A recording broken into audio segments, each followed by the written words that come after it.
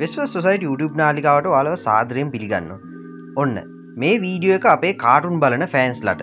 ඉතින් තම්බ්නේල් එකේ වගේම අද වෙස්වස් සොසයිටි නාලිකාව කතා කරන්නේ දෙරණ නාලිකාවේ මේ දිනවල විකාශනය වන ඔයාලා ආසාවෙන් බලන කැලෑ කල්ලිය. එහෙම නැත්නම් ජංගල් බන්ච් එක ගැන වගේම එහි පසුබිම ගැන කතා කරන්න.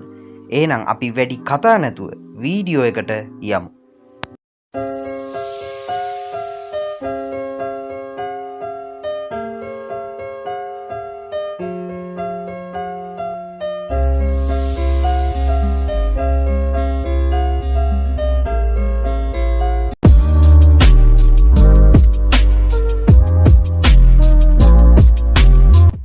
ඉතින් අද අපි කතා කරන ජංගල් බන්ච් එහෙම නැත්නම් මේ කැලෑ කල්ලිය කියන කාටුන් එක ෆ්‍රාන්ස් 3 නාලිකාවේ තමයි කාටුන් කතා මාලාවක් විදිහට මුල්වරට විකාශනය වෙලා තියෙන්නේ.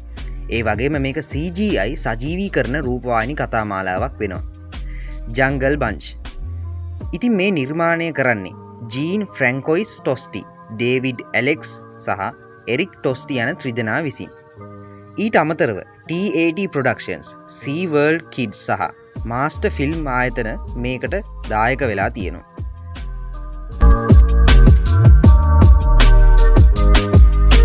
ඉතින් මේ කතාවේ වෙන්නේ තමන් කොටියෙක් කියලා හිතාගෙන ඉන්න පෙන්ගුයින් කෙනෙක් තවත් මිතුරන් 4 දෙනෙකු සමග වනාන්තරයේ අපරාධ වලින් සහ මංකොල්ල කෑම් වලින් මුදවා ගන්න රණශූර කණ්ඩායමක් ලෙස විවිධ ත්‍රාසජනක සිදුවීම් වලට මුහුණ දෙන ආකාරය ප්‍රේක්ෂක අපිට පෙන්වීම.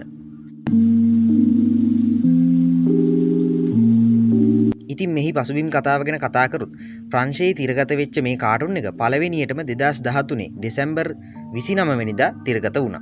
ඉතින් මේක දෙවෙනි වරට 2016ත් තුන්වන වරට 2020 වර්ෂයේත් විකාශනය වුණා.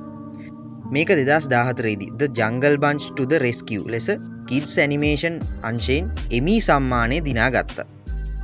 ඒ ප්‍රදේශ 180කට වැඩි ගණනාවක විකාශයට පත් කරලා තියෙනවා එම සම්මානය අත්කරගත්තට පස්සේ.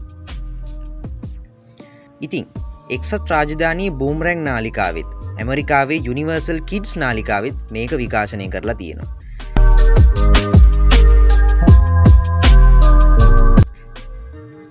ඉතින් මේ කතාවේ චරිත ගත්තාම මොරිස් යනුවෙන් ව්‍යාග්‍ර නරශූලයෙක් ලෙස පෙනී සිටින පෙන්ගුයින් කෙනෙකුත්, මොරිස්ගේ පුත්‍රයා වන ජූනියර් ලෙස පෙනී සිටින මාළුවෙකුත්, මිගෙල් යනුවෙන් පෙනී සිටින නිල් අඳුරු ගෝරිල්ලෙකුත්, බැට්‍රීෂියා යනුවෙන් පෙනී සිටින පළතුරු වවුලෙකුත්, ගිල්බට් යනුවෙන් පෙනී සිටින උණහපුළුවෙකුත්, ඇල් සහ බොබ් යන චරිත ලෙස පෙනී සිටින ගෙම්බන් දෙදෙනෙකුද, ෆ්‍රෙඩ් යනුවෙන් පෙනී සිටින වල්ලූරෙක්ද මේ කතාවේ අපට දැක ගන්න පුළුවන්.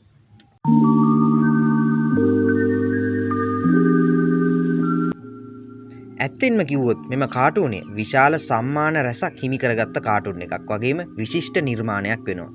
ඉතින් ඒ ගැන කතා කරොත් මෙම කාටුනේ විශාල සම්මාන ප්‍රමාණයක් අත්කරගෙන තියෙනවා. ඉතින් ඒව ගත්තාම 2015 දී සෑන් ඩියේගෝ ජාත්‍යන්තර ළමා චිත්‍රපට හොඳම කාටුනේට හිමි සම්මානය මේක දිනාගෙන තියෙනවා. ඊට අමතරව නිව්යෝක් ෆෙස්ටිවල් හි ගත්ත සහතිකයක් මෙම කාටුනේට අයත් වෙනවා. ඊට අමතරව 2014 ජාත්‍යන්තර එමි සම්මානයත්, 2014 හොඳම කාටුන් TV සීරියස් සම්මානයත්, 2013 ළමා තිරගත චිත්‍රපට සම්මානයත් සමගම හොඳම රූපවාහිනී ළමා වැඩසටහනට හිමි සම්මානයත් මෙම කාටුනය දිනා ගැනීමට හැකි වෙලා තියෙනවා. ඉතින් අද වීඩියෝ එකෙන් ඔයා දැනගත්තේ මොකක්ද? මේ කාටුනයට අමතරව ඔබ විස්තර මෙම වීඩියෝවෙන් ඔබ දැනගත්තා නම් මේ වීඩියෝ එකට ලයික් කරන්න.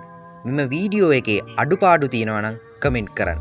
මේ වගේ නවතම අලුත්ම තොරතුරු සහිත වීඩියෝ බලන්න අපේ channel එකට subscribe කරන්න. ඉතින් අදට මම මේ වීඩියෝ එක මෙතනින් නිමා කරන්න කැමතියි. ඔබට සුබ දවසක්. මම වෙස්වස් සොසයිටි.